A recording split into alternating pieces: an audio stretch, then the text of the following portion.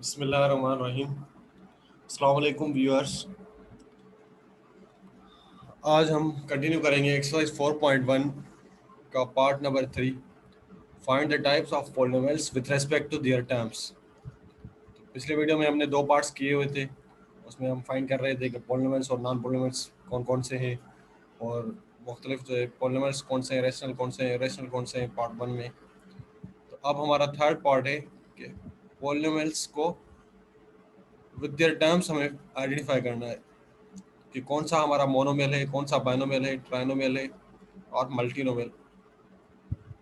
इसके हमें जो है नाम लिखने हैं आइडेंटिफाई करके। आइए हम देखते हैं। सबसे पहले हमें गिवन है यहाँ पे x-3y और दूसरा जो है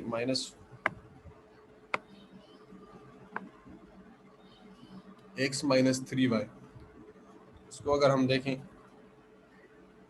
तो यहाँ पे टू टर्म्स है, एक x से एक -3y।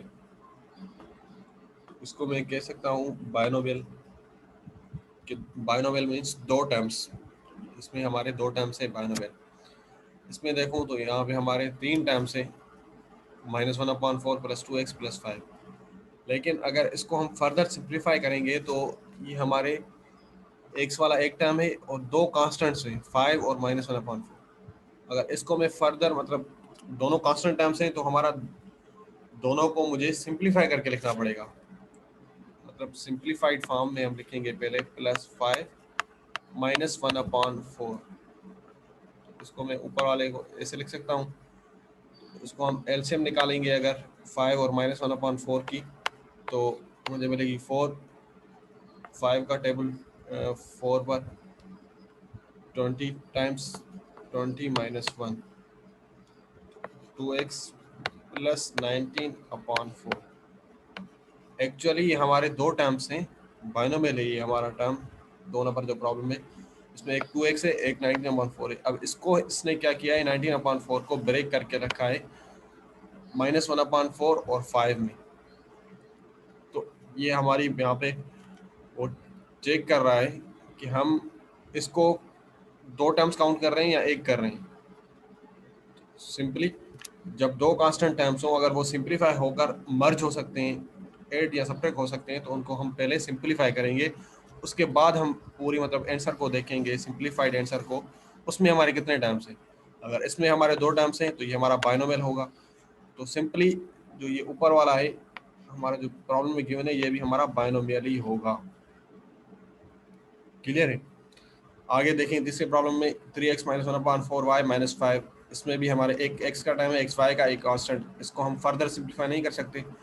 इसमें तीन टर्म्स हैं तो ये हमारा ट्राइनोमियल ही होगा। इसमें देखें x² + 7x + 3। इसमें अब x² का टर्म है और x का टर्म है, ये दोनों ऐड नहीं हो सकते क्योंकि ये पावर चेंज है यहाँ पे। तो ये हमारे तब यही सिंप्लीफाइड फॉर्म में इसका, तो ये भी हमारा ट्राइनोमियल होगा। यहाँ पे देखें 4x² - y 4x² - y, तो यहाँ पे दो टर्म से ये हमारा होगा बाइनोमियल। इसको देखें तो एक टर्म में तो एक टर्म वाले को हम कहते हैं मोनोमियल, मीन्स एक टर्म m। 4/13 ये भी एक ही टर्म है, कांस्टेंट है, इसको हम m ही कहेंगे मोनोमियल।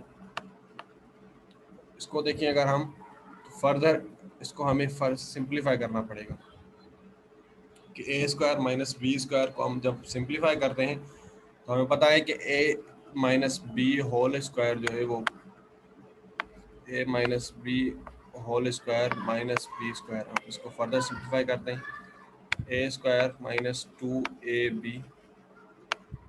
+ b² -b² हो जाएगा। ये टर्म्स कट जाएंगे, यहाँ पे दो टर्म्स बचे। दो टर्म्स मतलब बाइनोमियल। तो इसको मैं कह सकता हूँ ये क्या है, बाइनोमियल है। दो टर्म्स हैं इसमें। सही है। यहाँ पे हमारा ये थर्ड पार्ट हो गया कंप्लीट। अगर कोई भी क्वेश्चन हो तो आप कमेंट में पूछ सकते हैं। यहाँ पे मैं सही से टेबल में इसको लिखा है मैंने। पॉलिनोमियल टाइप x-3y क्या है, बाइनोमियल है, ये हमारा बाइनोमियल है ये भी। आई होप कि आपको पूरा क्लियर हो गया होगा। आगे चलते हैं फोर्थ पार्ट पे। Find the degree of the polynomials. तो सबसे पहले हमें पता होना चाहिए डिग्री होती क्या है। किसी भी इक्वेशन में हाईएस्ट पावर किसी भी टर्म की, तो उस हाईएस्ट पावर को हम डिग्री कहते हैं, चाहे वो एक ही वेरिएबल के ऊपर हो या अगर एक ही टर्म में अगर दो वेरिएबल्स कनेक्टेड हैं एक्स और वाई, तो दोनों का हम मतलब मल्टीप्लाई है एक्स और वाई एक ही टर्म में, तो उन दोनों का हम पावर ऐड करके वो डिग्री बताते हैं। जैसे यहाँ पे अगर कोई मिसाल के तौर पर 4xy स्क्वायर है प्लस 3x प्लस 5, इसमें पूरा मतलब ज़्यादा से ज़्यादा पावर वाला टर्म कौन सा है, यही है। यहाँ पे दो पावर है और यहाँ पे x भी है, तो x का पावर 1 होगा, इसका 2, तो 1 प्लस 2 इन दोनों को हम ऐड करके जो आंसर आएगा वही हमारी डिग्री होगी इस एक्सप्रेशन की। होप क्लियर हो गया होगा कि डिग्री क्या है।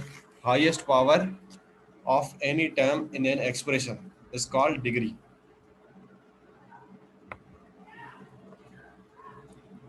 आइए यहाँ पे हमें प्रॉब्लम गिवन है एक्स प्लस वाई स्क्वायर, सबसे पहला प्रॉब्लम।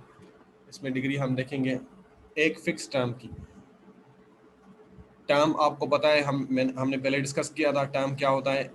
कोई भी मतलब सिंगल वेरिएबल हो, कांस्टेंट हो या मल्टीप्लाइड किए हुए हो आपस में, जब सेपरेट किए होंगे अलजेब्रिक फंडामेंटल ऑपरेशंस से, तो वो एक टर्म बन जाएगा। प्लस माइनस जो है ये हमारे टर्म्स को अलग करते हैं, सेपरेट करते हैं। तो यहाँ पे प्लस एक्स एक टर्म है, वाई स्क्वायर अलग टर्म है।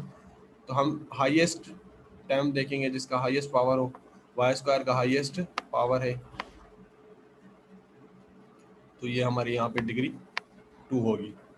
इस प्रॉब्लम की हाईएस्ट डिग्री क्या है, 2, डिग्री 2 है। इसमें देखें x power 4 y y square 3, इन दोनों टर्म्स में वाई स्क्वायर वाई क्यूब से ज़्यादा जो है यही हमें टर्म लग रहा है एक्स पावर 4, और प्लस वाई की डिग्री भी हम ऐड करेंगे 1, तो इसका पूरे का मतलब डिग्री बन जाएगा 5। इस पूरे प्रॉब्लम की जो डिग्री होगी 5, इसकी 2 इसकी 5। इसमें देखें तो 5 क्यूब, अब 5 क्यूब इसमें हम थोड़ी मतलब बच्चे जो है कुछ कंफ्यूज होते हैं कि 5 क्यूब का डिग्री हम 3 बता दें, लेकिन ये ऐसा नहीं होगा। 5 क्यूब जो है वो एक कांस्टेंट टर्म है, उसके साथ वेरिएबल जो है वो 0 है।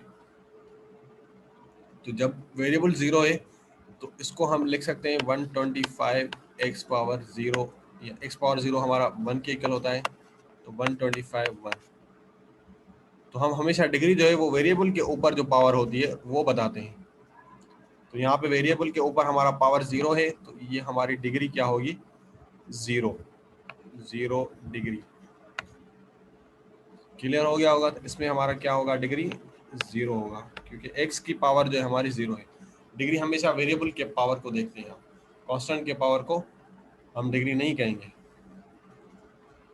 उसके बाद चौथा प्रॉब्लम पे आते हैं हम, x square y square plus y square. तो इसमें हमारे हाईएस्ट पावर जिस टर्म का होगा इसका है एक्स स्क्वायर और वाई स्क्वायर, दोनों को हम ऐड करेंगे तो हमारी डिग्री हो जाएगी 4। इसको देखें यहाँ पे एक ही टर्म है, फिफ्थ प्रॉब्लम में 2 2 प्लस 2 मतलब 6 हमारी डिग्री होगी इसकी, हम तीनों को ऐड करेंगे। अब इसको देखें तो इसमें यहाँ सिंगल सिंगल पावर है, यहाँ पे हमारा एक्स का सिंगल है, वाई का 2 पावर है, तो इनको मिलाकर हम लिखेंगे इसकी पावर डिग्री 3 होगी। X power 6 plus x square y power 5, तो यहाँ पे 6 बड़ा लग रहा है, लेकिन अगर यहाँ पे देखें तो यहाँ पे दोनों का पावर मिला के ये बड़ा हो जाएगा 6 से। 2 प्लस 5 ये 7 है, तो 7 हाईएस्ट मतलब हमारा पावर किसी भी टर्म का है, तो यहाँ पे 7 प्रॉब्लम की जो डिग्री होगी वो 7 होगी। 8 को देखें पाई, वही हमारा कॉन्सेप्ट आ गया। पाई में इसका वेरिएबल जो है वो पावर एक्स पावर 0 ही होगा, पाई एक्स पावर 0, तो पाई इंटू ये 1 हो जाएगा, तो ये पाई के बराबर होती है। तो यहाँ पे सिंप्लीफाइड इसने लिखा है पाई, लेकिन हमें पता है कि इसका एक्स पावर 0 होगा जब ही ये 1 के साथ मल्टीप्लाई हुआ है फिर पाई हुआ है, तो वेरिएबल का पावर 0 है, तो इसका भी मतलब डिग्री 0 ही होगी इसकी। इसको हम देखें तो इसकी हमें डिग्री कैसे पता चलेगा कि सिंप्लीफाई करेंगे हम क्यूब, यहाँ पे भी क्यूब है यहाँ पे भी क्यूब है, तो क्यूब क्यूब में कैंसिल हो जाएगा। हमें पता है कि क्यूब रूट जो होता है वो पावर 3 के बराबर होता है, a square minus b whole cube था, और ऊपर जो है मतलब इसका पावर हम दें क्यूब रूट की जगह पे 1/3, तो ये 1/33 में कैंसिल हो जाएगा। हमें सिंप्लीफाइड फॉर्म जो मिलेगा ए स्क्वायर माइनस बी, यहाँ पे डिग्री हमारी ज़्यादा से ज़्यादा है, ए स्क्वायर की पावर है जो 2 है, तो इसकी डिग्री हमारी 2 होगी, इसकी डिग्री 2 होगी। ओके, आपको क्लियर हो गया होगा। सही है, थोड़ा राइटिंग का इशू है, इंशाल्लाह आहिस्ता आहिस्ता इम्प्रूव हो जाएगी। अगर कोई भी कन्फ्यूजन है तो आप कमेंट में पूछ सकते हैं। तो मैं सिंप्लीफाइड टेबल में आपको यहाँ पे लिख के देता हूँ कि x प्लस वाई स्क्वायर इसकी डिग्री 2 है, x पावर 4 वाई इसकी डिग्री 5 होगी, और 5 क्यूब की डिग्री मैंने 0 लिखी है, इसकी मैंने x पावर इसको मैंने ऐड किया है, इस टर्म को ऐड किया है, तो हमें 5 डिग्री मिली। ऐसे ही मैंने एक्स स्क्वायर वाई स्क्वायर को ऐड किया तो 4 डिग्री मिली, और पाई की मैंने डिग्री 0 लिखी है, वो आपको मैंने पहले ही क्लियर किया कि पाई की इसलिए 0 होगी क्योंकि हमारा x का वेरिएबल जो है वो 0 है, पाई x पावर 0 हो जाएगा। तो हम वेरिएबल की ही मतलब लेते हैं, और यहाँ पे मैंने क्यूब रूट निकाला इसका, तो ए स्क्वायर माइनस बी बचा, तो ए स्क्वायर इसका तो 2 जो है डिग्री होगी इसकी। सो ये होप आपको ये क्लियर हो गया होगा। आज के लिए हमारी ये एक्सरसाइज 4.1 कंप्लीट हो गई। इंशाल्लाह आगे हम जो है थोड़ी 4.2 एक्सरसाइज की जो थ्योरी है वो पढ़ेंगे नेक्स्ट वीडियो में, और फिर जो एक्सरसाइज 4.2 को सॉल्व करेंगे।